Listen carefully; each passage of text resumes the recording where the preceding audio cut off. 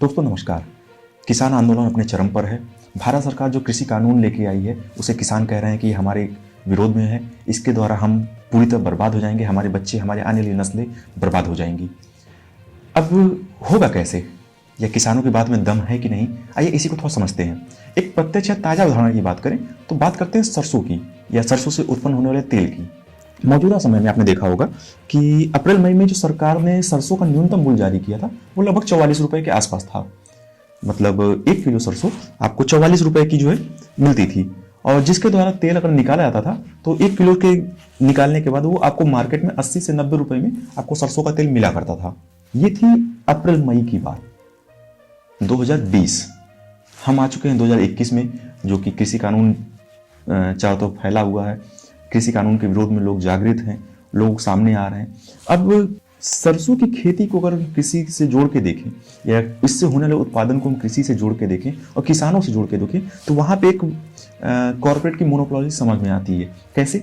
जो भंडारण था, आपको मालूम होगा कृषि कानून में एक सरकार ने प्रावधान किया है कि न्यूनतम भंडारण की सीमा को उन्होंने खत्म कर दिया। मतलब पहले जो एक सरकार ने नियम बना रखे थे कि कोई भी व्यक्ति या कोई भी फर्म या कोई भी संस्था एक निश्चित लिमिट से ऊपर वो अनाजों का भंडारण नहीं कर सकती थी, जिसको कि जून 2020 में भारत सरकार ने कृषि कानून बनाकर खत्म कर दिया। अब उसने कह दिया कि कोई भी व्यक्ति, कोई भी बंदा, कोई भी कॉर्पोरेट, कोई भी फर्म किसी भी अनाज का भंडारण अनिश्चित जितना चाहे उतना कर सकती है।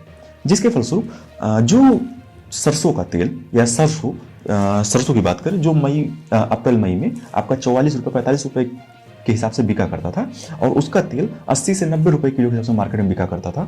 ये भंडारण की सीमा खत्म होने के बाद आज के दौर में बात करें तो सरसों का रेट लगभग मार्केट में जो है 60 से 65 रुपए के आसपास पर किलो पे आ चुका है। और उससे जो उत्पादित तेल है वो खुदरा मार्केट की बात करें तो 130-35 रुपए से ऊपर लीटर पे आ चुका है, जो कि बड़े शहरों की बात करें या मॉलों की बात करें तो वहां पर 200 रुपए लीटर तक बिक रहा है।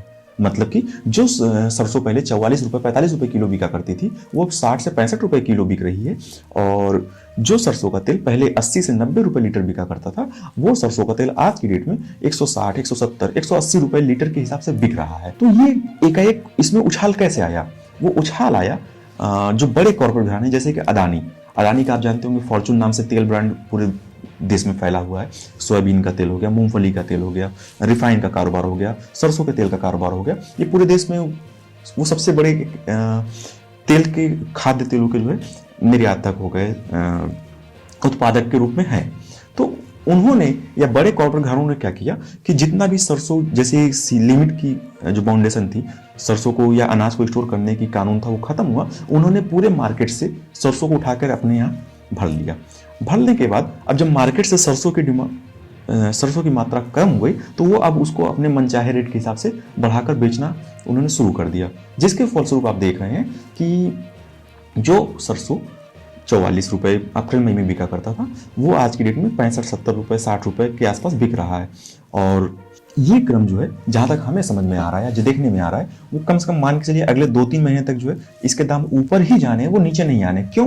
क्योंकि भंडारण पूरा का पूरा बड़े बड़े कॉर्पोरेट घरानों के हाथ में जा चुका है, और उत्पादन की जहां तक बात है किसान की बात है तो उनके हाथ से उन्होंने सब मंडी में बेच दिया है। जिनके पास कुछ है भी तो उन्होंने अपने लिए लोकल स्तर के लिए उन्होंने रख रखा है, तो वो भी मार्केट के हिसाब से उसका दाम ऊपर करके बेचेंगे। नई खेत के आने की बात करें तो सरसों का उत्पादन होने में अभी भी कम से कम 3 महीने का समय लगेगा। जब तक 3 महीने तक नई खेती, नए सरसों नहीं आते हैं तो तब तक रेट मार्केट में ही 170 रुपए 180 रुपए लीटर ही बिकना है। तो इसको एक कृषि कानून को लेकर जो किसानों का विरोध है उसको इससे देख के समझा जा सकता है कि उन्होंने किया क्या, बड़े कॉर्पोरेट घरानों ने क्या किया। जैसे सरसों का उत्पादन हुआ उन्होंने उसे आधे दाम पे खरीद के उसका भंडारण अपने यहाँ कर लिया। करने के बाद उसको अब जब मार्केट से सारा सामान खत्म हो चुका, सारे सरसों खत्म हो चुके, तो उसके बाद में अपने मन मुताबिक रेटों से मार्केट में वो सप्लाई कर रहे हैं। अब चूंकि मार्केट में है नहीं तो दाम जाहिर सी बात है ऊपर जाने हैं। ये एक सिंपल सी उदाहरण थी सरसों को लेकर।